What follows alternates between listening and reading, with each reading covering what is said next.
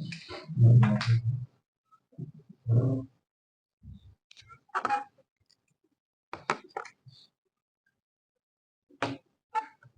सभी लोगों को नमस्कार। डिस्ट्रिक्ट में एक मॉक ड्रिल होने का प्लान है। Mock drill to test the efficacy of civil defence and dissemination of air raid warnings to public and common citizen.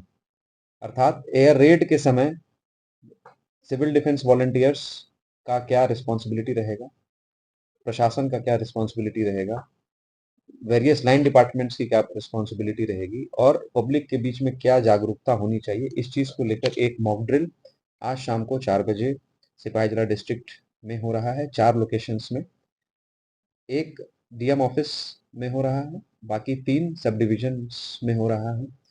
Vishalgarh sub division में, जामपुर जिला सब डिवीजन में और सोनामुरा सब डिवीजन में simultaneously, starting from 4 o'clock till 6:30 p.m. Similar kind of mock drill is being conducted across the country in various districts. इसमें participation होगा civil defence volunteers का, आपदा मित्र, NCC, NSS, Bharat scouts and guides, community volunteers, Indian red cross society, officials, SDRF, NDRF, fire and emergency service, police department, power department, central paramilitary forces, army और control rooms का भी इसमें mock drill होगा कि किस प्रकार से इंफॉर्मेशन एक जगह से दूसरी जगह तक डिसेमिनेट करना है, इसका भी मॉक ड्रिल होगा। इसको लेकर कोऑर्डिनेशन मीटिंग कल स्टेट के थ्रू, स्टेट रेवेन्यू डिपार्टमेंट से सभी डीएम एंड कलेक्टर्स का कल कोऑर्डिनेशन मीटिंग हुआ और आज 11 बजे डिस्ट्रिक्ट लेवल पे ऐसा कोऑर्डिनेशन मीटिंग हुआ with all the line department officials and the सब डिविजन्स। इसका सीक्वेंस क्या होगा वो मैं बताता हूँ। शाम को 4 बजे एक वार्निंग रिसीव होगी स्टेट इमरजेंसी ऑपरेशन सेंटर से डिस्ट्रिक्ट इमरजेंसी ऑपरेशन सेंटर, और डिस्ट्रिक्ट इमरजेंसी ऑपरेशन सेंटर से वो डिफरेंट कंट्रोल रूम्स, सभी सब डिवीजन में हमारे कंट्रोल रूम है, वहां पे इंफॉर्मेशन जाएगा। और साथ ही साथ में जो डिस्ट्रिक्ट लेवल ऑफिशियल्स हैं वेरियस लाइन डिपार्टमेंट्स के, health department, power department, police department, fire and emergency services, उनको ये इंफॉर्मेशन जाएगा। और इंफॉर्मेशन के अनुसार 2 मिनट तक एक रेड वार्निंग होती है जिसको एक्शन वार्निंग बोलते हैं। 2 मिनट तक ये सायरन के माध्यम से, जहाँ पे सायरन नहीं है वहां पे फायर ब्रिगेड के फायर टेंडर के माध्यम से 2 मिनट तक सायरन बजेगा, रेड सिग्नल होगा जिसमें। और उसके बाद से 4 बजे से लेके 4:20 तक सभी पब्लिक लोगों से ड्रिल के माध्यम से उनको बताया जाएगा कि किस प्रकार से उनको सेफ लोकेशंस में अपने आप को रखना है in case of any air Reds. 4:20 पे ग्रीन सिग्नल दिया जाएगा सायरन के माध्यम से, और यदि सायरन नहीं है तो फिर फायर ब्रिगेड के टेंडर्स के माध्यम से। और ग्रीन सिग्नल मिलने के बाद, ग्रीन सिग्नल इसका मतलब है कि एयर रेड खत्म होगी। 4:20 से लेके 5:30 तक 70 मिनट तक सर्च एंड रेस्क्यू ऑपरेशंस होंगे, जिसमें जो लोग चोटिल हुए हैं उनको they will be referred to the nearest hospital for treatment. Fire fighting, local fire जहां भी होगा उसको कंट्रोल में किया जाएगा।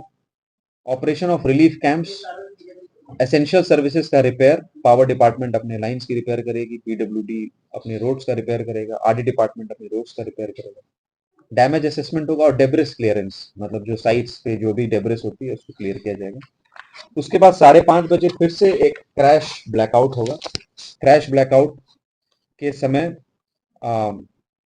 पावर डिपार्टमेंट 5:30 से लेके 5:40 तक जितने भी पावर सप्लाईज हैं उनको कट करेगा as a part of mock drill, except for the emergency services like the health services.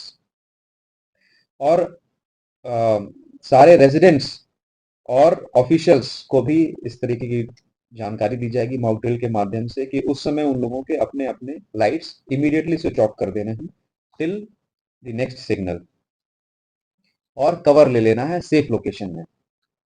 उसके बाद 5:30 से लेके 6:30 बजे तक सेम ऑपरेशंस होंगे, जैसा कि मैंने पहले बताया, search and rescue operations, referral of the injured to the nearest hospitals, debris clearance, damage assessment, fire fighting.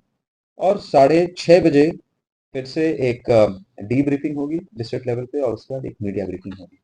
तो आप लोगों का इसमें सहयोग लगेगा। आप लोगों के माध्यम से हम सभी लोगों में ये सचेतना, सभी लोगों को सचेत करना चाहते हैं कि इस प्रकार के ड्रिल्स में क्या-क्या करना है, क्या-क्या नहीं करना है। इस प्रकार के ड्रिल्स नॉर्मली नहीं होते, बहुत दिनों के बाद हो रहा है। तो ये और भी ज़्यादा ज़रूरी है कि आज जो प्रेज़ेंट सिचुएशन है उसमें हम लोगों की कॉमन पब्लिक को पता रहे कि कैसे उसमें उसको डील करना है, क्योंकि कोई भी इस प्रकार की जो सिचुएशंस होते हैं, जो फर्स्ट रिस्पॉन्डर्स होते हैं, वो लोकल पब्लिक ही होती है।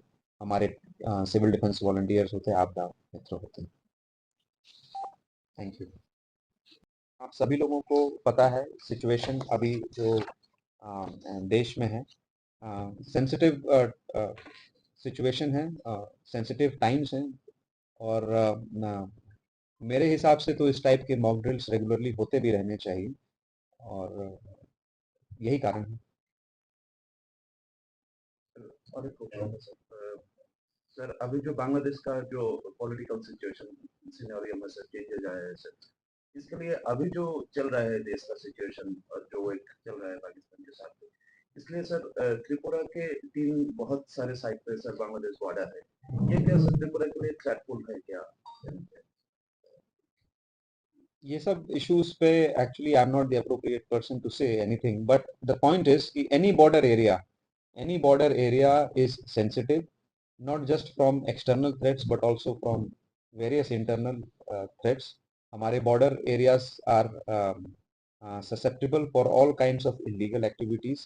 क्रॉस बॉर्डर क्राइम्स होती हैं, और स्मगलिंग्स होती हैं, नारकोटिक्स का इलीगल इन्फिल्ट्रेशन के ये सारे पॉइंट्स हैं। तो all these locations are sensitive from external security as well as internal security point of view.